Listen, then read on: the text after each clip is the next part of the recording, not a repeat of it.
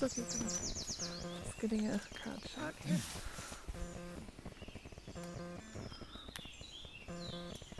Should we assume that this is it for people?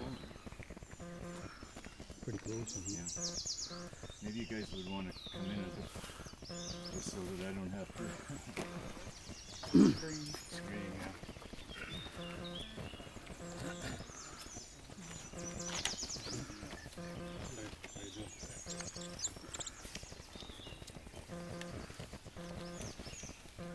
I'm just going to read from a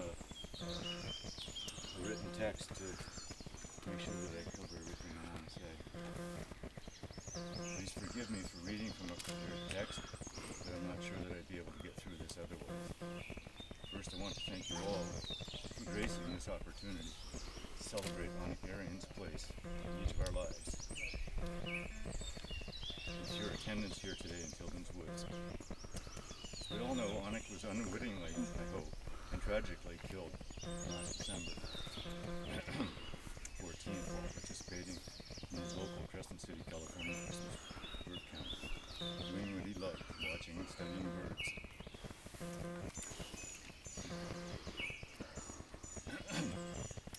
Shortly after receiving the news of Onik's death, I had a late night conversation with Jon Dunn, wherein he and I agreed that a memorial bench in Onik's name at Point Pelee would be a most fitting tribute to our friend.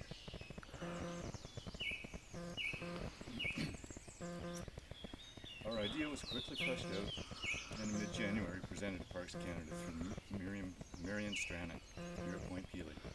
By late February we had the park's commitment, and on May 14th, exactly 5 months after Onik's death, the finished bench was installed on the spot. In recognition of their combined efforts, I would like to offer my sincerest appreciation and gratitude to the following: Marion Stranick, Mark Major, and Dan DeFore here at Point Pelee, without whose initial interest and expedited support, there's no way that we would have a bench here today.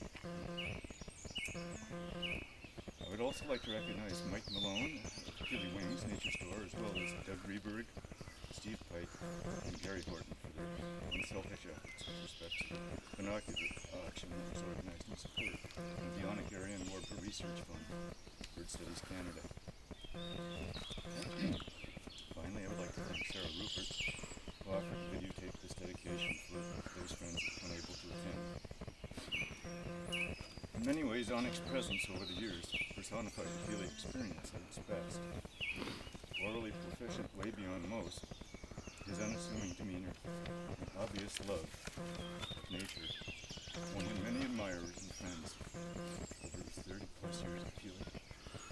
The placement of this simple tribute bench here in Tilden's Woods the place Onik first encountered his spirit bird, the solitary warbler, will forever be a reminder to those of us fortunate to count him as a friend of innumerable happy days and memorable experiences shared. No, I got through it, but just barely. Anyway, so if anyone else would like to say anything at all, just welcome that. Otherwise, thank you. Thank you. I think you could just say that Onik was a friend in California, and his first trip to Pelee was on a tour with Bob, who turned me on to Pelee first. When Onik did my second year on it, came and was clearly totally enamored with Pelee. And by the end of it, he said, "I'm coming back." Now, I didn't know coming back would be every year for 3 weeks. I know he brought Helen one year, and certainly those who knew Onik, he shared everything with everybody. We all cared for him, and he couldn't be more helpful in showing people the birds here. He loved the warblers, not just the solitary, but it was almost an effort for him to bother with filming. Those of us from California, we live for eastern warblers. The few that we see, Onik would get his full the 36 here. But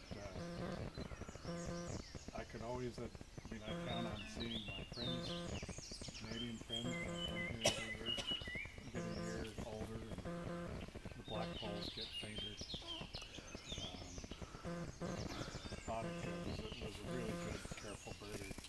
Maybe you don't know. Correct me if I'm wrong, but I believe Onik got Canada's first Swainson's warbler. Here with Pelee. One of the first, yeah. Yep. One of the first. Maybe no, the Maritimes, I guess, had one earlier, but Ontario's first. And then which he had seen and found 25 birds, which he shared with others. Those who, the entourage with Onik, and Onik was just one of them. Some of them aren't here today, Marcia and Dave and Chicago and others.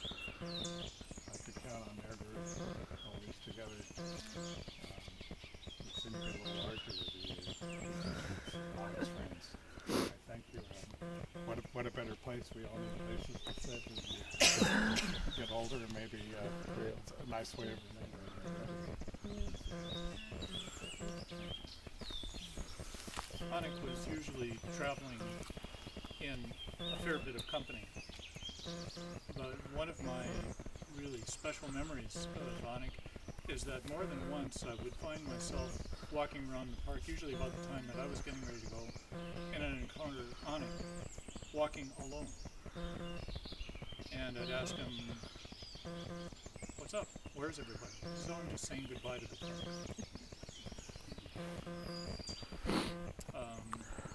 The park is not going to say goodbye to Onik, that is for sure.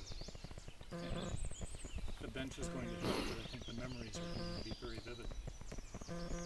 And one other thing, if I may, this sweater that I'm wearing is maybe a bit warm for this lovely day, but Onik absolutely loved it. And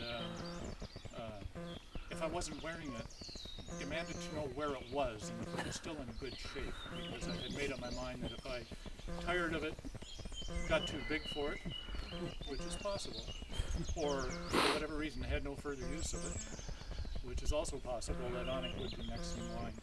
It saddens me to think that I'll have to think of another recipient, but I'd be pleased to accept the nomination.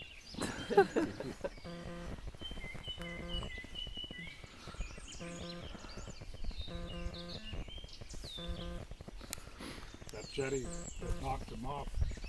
I was a kid of 17 and got knocked off the same jetty. I don't know if it's the same place on the jetty, but it actually didn't. I could maintain my balance, but it soaked me through to the skin, and Guy McCaskey was right behind me. I didn't get a drop of water on him. I took the full force of the jetty.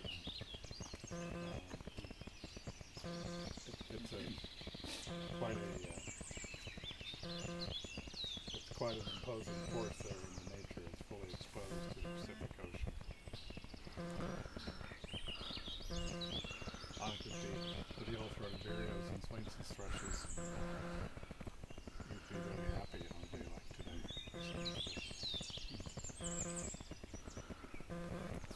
The other thing that might make him happy when you think about it is the possibility that there are people who are electing not to be here this moment because they're over looking for a rare bird, the black swift.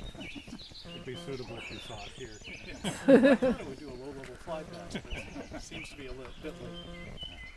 He told me he stopped chasing rare birds because he said that all you have is all kinds of tension before you see it, or if you don't see it, and then a sense of relief when you see it, which is fine by me. But he preferred not to be dead anymore. Is anyone giving Alan Wormington sunscreen for the week that he'll be in the parking lot?